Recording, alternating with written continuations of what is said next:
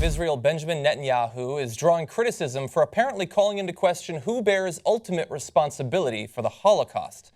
Now, this was at a speech to the Zionist Congress on Tuesday night, and he said Hitler didn't want to exterminate the Jews at the time.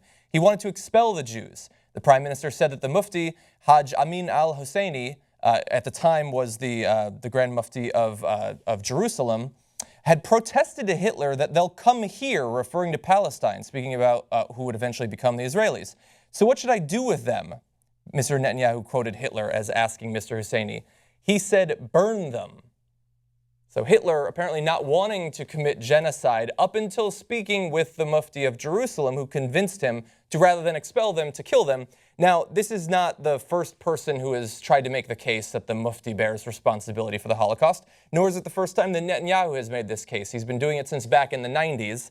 And he says, by the way, after getting this criticism, that he is not actually absolving Adolf Hitler of any of the responsibility, but he is laying out some alternate history where Hitler did not want to kill the Jews, even though historically at this time it was already ongoing and Hitler had been speaking about his genocidal plans for years at this point.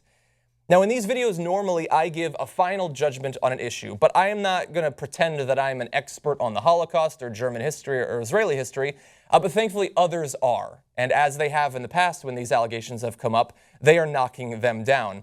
Professor Meir Litvak, a historian at Tel Aviv University, called the speech a lie and a disgrace.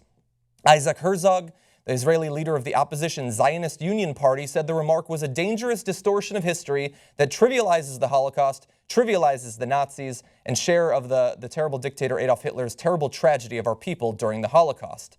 And then finally, Germany, being very upfront about this issue, a representative of Germany's Chancellor Angela Merkel says Germans know that responsibility for the Holocaust is very much our own. All Germans know the history of the murderous race mania of the Nazis that led to the break with civilization that was the Holocaust. Now, if you look into what the Mufti referenced in Netanyahu's comments did actually do historically, he seems like a bit of a monster, certainly a bad guy who did call for exterminations and mass violence against Jews. But Adolf Hitler did not need to be convinced of this by the Mufti or by anyone else. He was following a plan that he had laid out years before, and thus, both from my point of view and the point of view of the experts, bears ultimate responsibility for the Holocaust, and that's their final judgment.